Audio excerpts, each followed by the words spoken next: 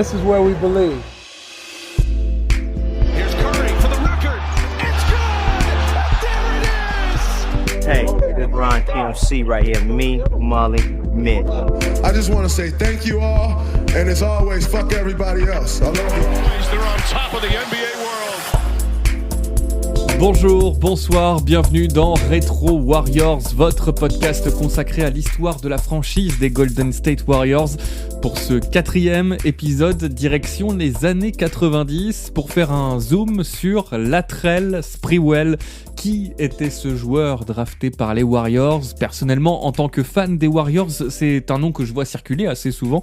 Ces highlights refont surface régulièrement sur les réseaux, que ce soit sous le maillot de Golden State d'ailleurs, ou des Knicks ou de Minnesota. Mais je ne m'étais, je dois bien l'avouer, jusqu'ici pas encore penché sur son histoire. Et je crois que j'ai bien fait tant il y a à raconter. Je vous préviens, on va autant parler faits divers que de basket dans cet épisode. Alors préparez-vous à une ambiance délétère, je vous emmène quelques années en arrière. Latrell Fontaine Sprewell, de son nom complet, naît le 8 septembre 1970 dans le Wisconsin, à Milwaukee, et on ne peut pas dire que Latrell grandit dans un environnement bienveillant, aimant et protecteur. C'est un peu tout l'inverse en fait. Durant ses 6 premières années, le jeune Latrell assiste régulièrement, impuissant, aux coups assénés par son père Latosca Fields sur sa mère Pamela Sprewell. Le couple finit par se séparer et à 7 ans, Latrell déménage avec ses grands-parents dans le Michigan, dans la petite ville, à l'échelle des États-Unis, de Flint, où il finit par s'installer avec son père. Les années s'écoulent comme ça. Et juste avant d'entamer sa junior year au lycée, l'équivalent de l'année de première en France, le jeune Latrell retourne à Milwaukee. Et c'est à ce moment-là que son père, qui dealait un peu d'herbe, se fait arrêter pour possession illégale d'armes à feu. Lors d'un banal contrôle routier, les policiers trouvent dans son coffre un fusil à canon scié. Il passe dans la foulée devant un tribunal qui le condamne à 2 ans derrière les barreaux. Latrell se retrouve seul avec ses grands-parents tout de même pour l'épauler au quotidien. Et le basket dans tout ça, eh bien ça arrive finalement assez tard du coup dans la vie de Latrell. Après s'être essayé à plusieurs sports au fil de sa scolarité, il rencontre la balle orange en terminale dans le hall de la Washington High School du Wisconsin. Il croise un jour l'entraîneur de l'équipe de basket du lycée qui lui propose à ce gaillard d'1m92 de venir jouer, de venir faire un essai lors d'un entraînement. Et d'ailleurs, ce coach en question dira plus tard: j'ai cru que c'était un don du ciel. Il était grand, 1m92 à l'époque, longiligne, des bras interminables, des muscles fins mais très denses, une véritable allure d'athlète. Et pourtant, Latrell n'avait jamais participé à la moindre compétition. Et ça match direct. Il délaisse le foot américain pour se consacrer au basket. Et c'est une révélation pour Latrell qui se découvre lui-même plutôt doué. Il devient rapidement titulaire de l'équipe, puis le leader en tournant à 28 points de moyenne dès sa première saison. Washington High School enregistre un record cette saison-là avec 24 victoires pour seulement 2 défaites. Et Latrell se verra remettre le prix Jack Takerian qui récompensait tous les ans le joueur de terminale du Wisconsin le plus respectueux des adversaires et des arbitres. Quand on connaît la suite de l'histoire, ça peut prêter à rire. Des débuts dans le basket tout de suite flamboyants donc, et qui auraient dû logiquement amener Latrell à intégrer une fac prestigieuse. Bon, ce ne fut pas du tout le cas. À la sortie du lycée, il ne reçoit aucune offre de bourse de la part de ces fameuses facs. Il se retrouve donc dans une université du Missouri, la Three Rivers Junior College, où il demande à porter le numéro 15 en guise de clin d'œil à la naissance de sa fille qui a vu le jour le 15 mai 1988. Et cette saison, c'est le début des embrouilles pour Sprewell. Dès sa première saison, il fait connaissance avec la suspension pour avoir été arrêté pour vol à l'étalage dans un magasin. La première saison se passe, puis la deuxième est celle de la révélation. Comme au lycée, il devient le leader de l'équipe avec près de 27 points de moyenne et plus de 9 rebonds. Des stats qui ont éveillé la curiosité de ces fameuses grandes facs dont les jeunes joueurs rêvent tant. Celle d'Alabama approche Latrell et lui fait une proposition pour rejoindre l'équipe qui évolue en première division. Avec Alabama, ça va plutôt bien se passer, très bien, même pour Latrell qui, dans sa dernière année, tourne à près de 18 points de moyenne et apparaît comme un très bon joueur défensif. De quoi envisager sereinement la draft 1992 qui arrive. Nice clap by Alabama. Sprewell. Alors la draft de Sprewell, c'est une histoire de petit filou de la part de nos Warriors qui, pour se remettre un peu dans le contexte de l'époque, viennent tout juste de casser le trio Run TMC en envoyant Mitch Richmond aux Kings. En 92, Golden State possède le 24e choix à la draft et les scouts des Warriors ont repéré le jeune Latrell Sprewell. Problème, avec le 24e choix, il y a de fortes chances pour que Latrell soit pris avant. Alors, le front office des Warriors met en place une stratégie aux petits oignons. Don Nelson, coach et général manager de l'époque, répète partout et à qui veut l'entendre qu'il cherche absolument un pivot pour se renforcer dans le secteur intérieur.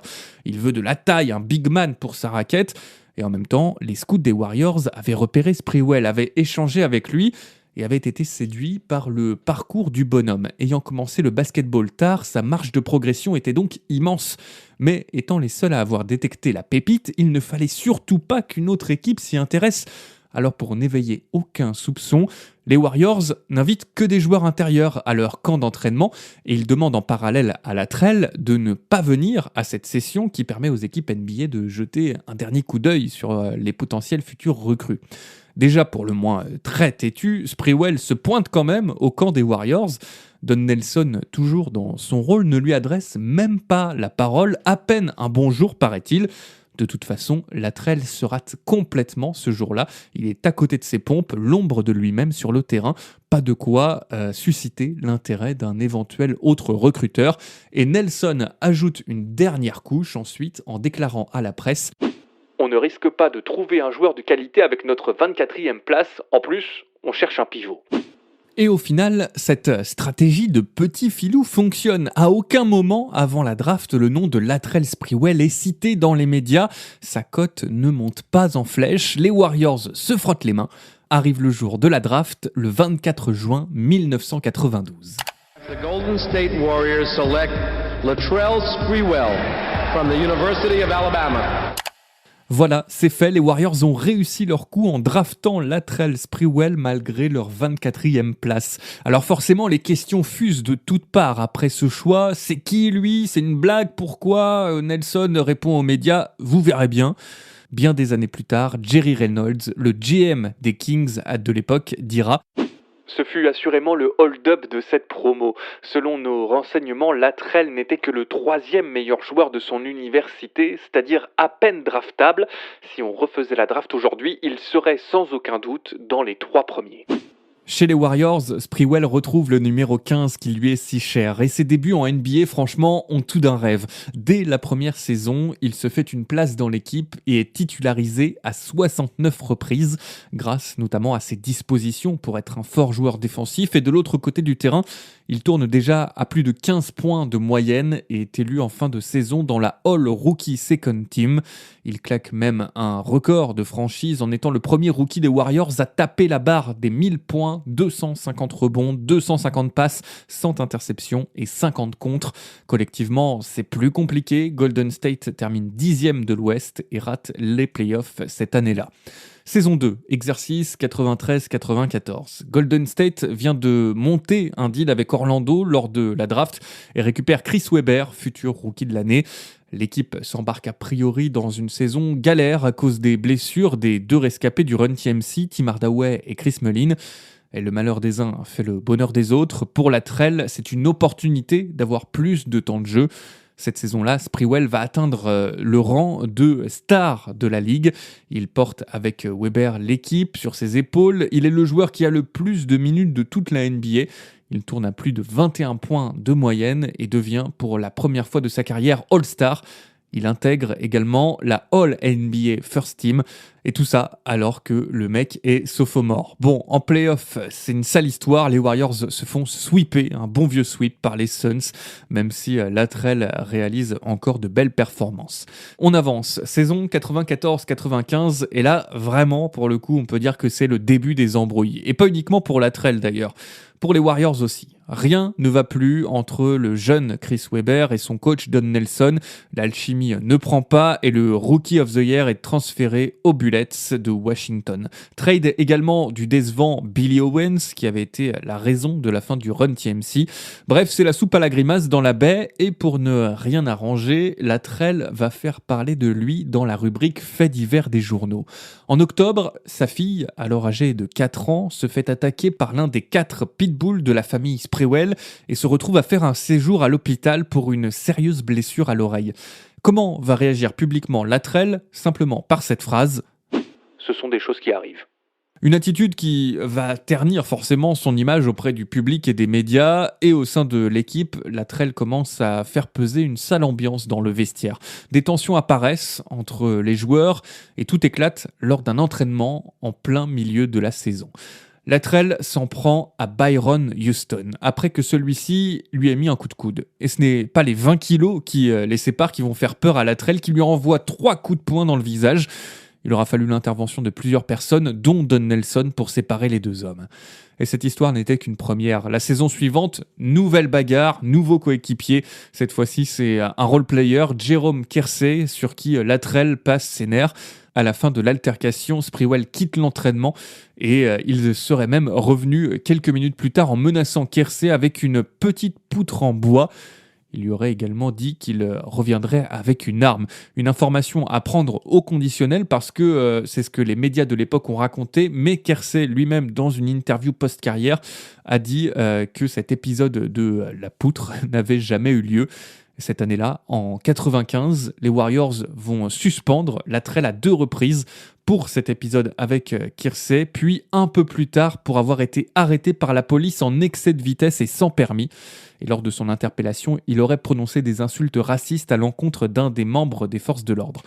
Voilà, donc ça fait 3 ans que Latrell est dans la franchise et on commence déjà à bien cerner le caractère, disons, problématique du bonhomme.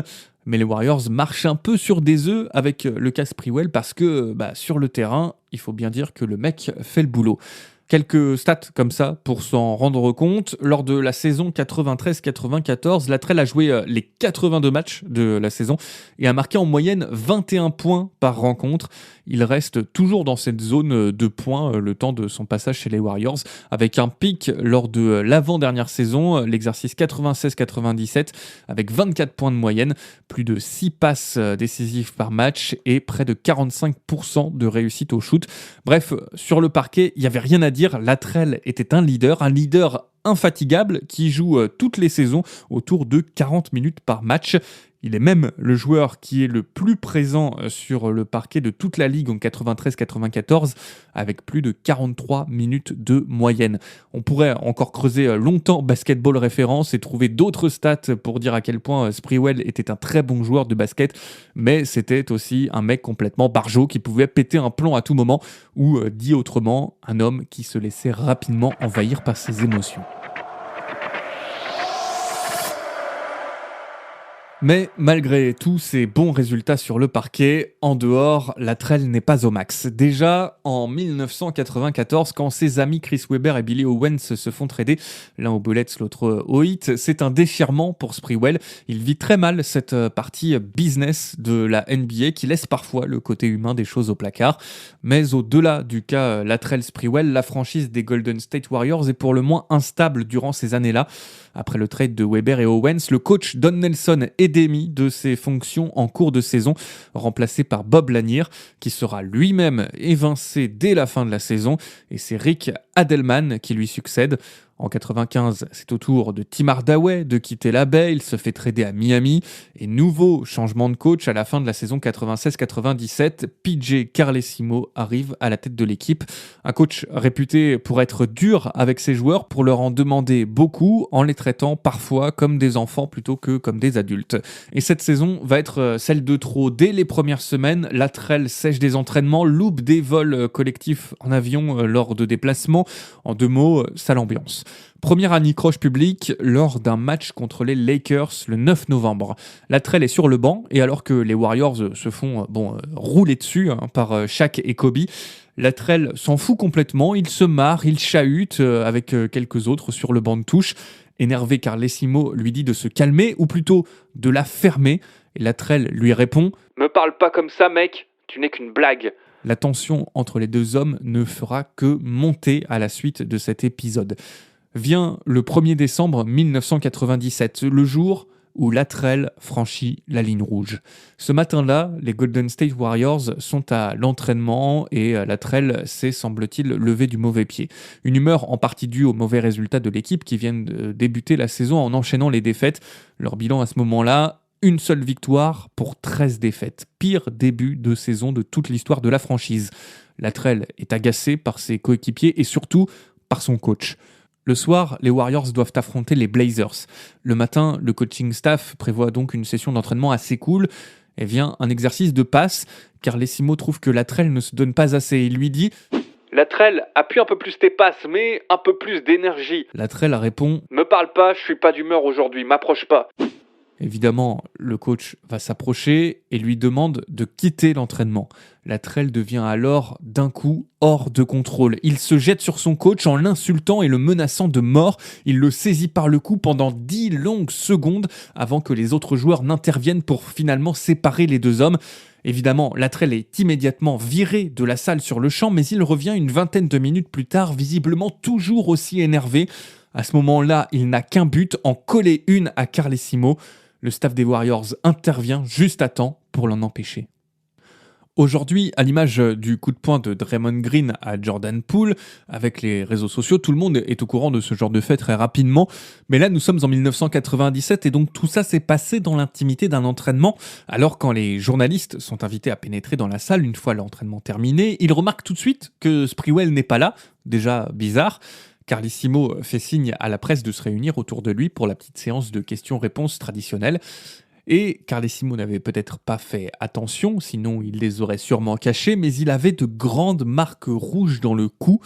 Les journalistes se demandent ce qu'il s'est passé, ils interrogent le coach des Warriors avec des questions détournées, mais celui-ci rigole et esquive comme le racontent certains reporters de l'époque dans un documentaire de la chaîne ESPN.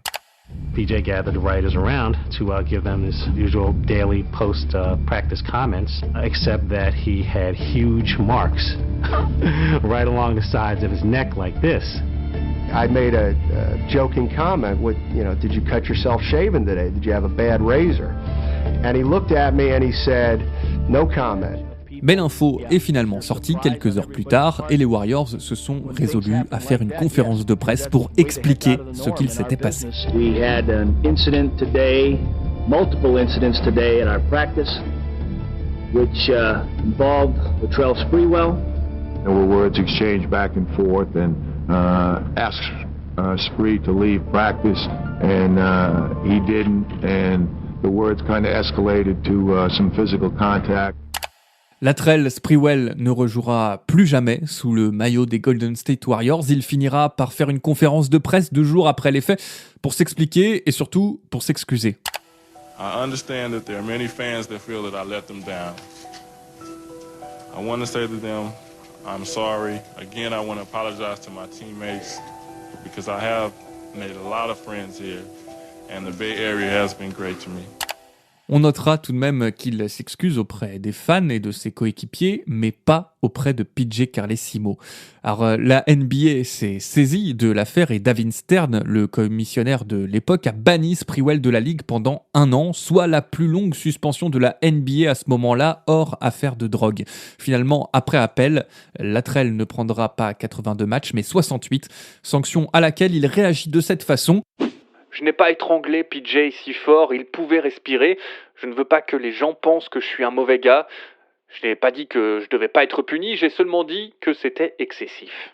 Alors cet énorme coup de sang coûtera également à Latrell son contrat avec Converse. La marque décide de ne plus collaborer avec lui. Bon là, on arrive à un moment où on se dit que le gars a compris, il va se tenir à carreau pour revenir le plus vite possible sur un parquet. Mais c'est bien mal connaître notre Latrell Sprewell. Pendant cette suspension, il se fait interpeller par la police pour conduite dangereuse à la suite d'un accident de la route dans lequel 2 personnes ont été blessées. Il réussit à échapper au séjour en prison, mais est condamné à passer 3 mois assigné à résidence. L'histoire avec les Golden State Warriors se termine par un trade en janvier 1999. Il est envoyé aux Knicks contre John Starks, Terry Cummings et Chris Mills. Dans la presse à l'époque, le front office des Warriors se contentera d'une déclaration par la voix de Gary St-Jean, le GM de Golden State à l'époque. Nous souhaitons à Latrell que la suite de sa carrière avec les Knicks se passe pour le mieux et nous sommes très heureux des 3 hommes que nous accueillons. Sprewell revient sur le parquet des Warriors le 20 novembre 1999 et il reçoit un accueil pour le moins chaleureux de la part de l'Oakland Arena.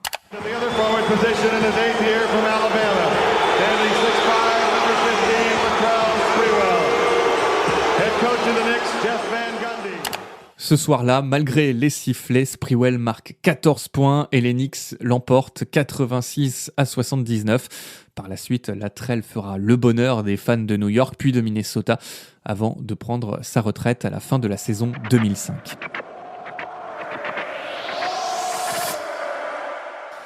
Voilà pour l'histoire de Latrell Sprewell avec les Golden State Warriors. Ça me paraissait important de s'arrêter sur ce joueur qui a marqué la franchise à la fois par son talent, mais aussi, et peut-être même surtout, c'est malheureux pour lui, mais c'est comme ça, par ses excès hors terrain. C'est un peu triste, en fait, qu'on se souvienne plus de ses frasques qu'autre chose, tant le joueur était fort finalement. Mais c'est comme ça et on ne peut pas l'occulter. J'espère que vous aurez appris en tout cas des choses en écoutant cet épisode. Moi, je vous avoue que je connaissais dans les grandes lignes l'histoire de l'étranglement de Carlesimo, mais il ne m'a pas fallu beaucoup d'investigation pour avoir l'envie de vous raconter son histoire plus en détail. Comme d'habitude, si vous avez aimé l'épisode, n'hésitez pas à le faire savoir autour de vous, que ce soit sur les réseaux sociaux ou en mettant une petite note sur les plateformes d'écoute, ça fait toujours plaisir. On se retrouve dans un mois pour le prochain épisode. Amis de la Dub Nation et d'ailleurs, salut!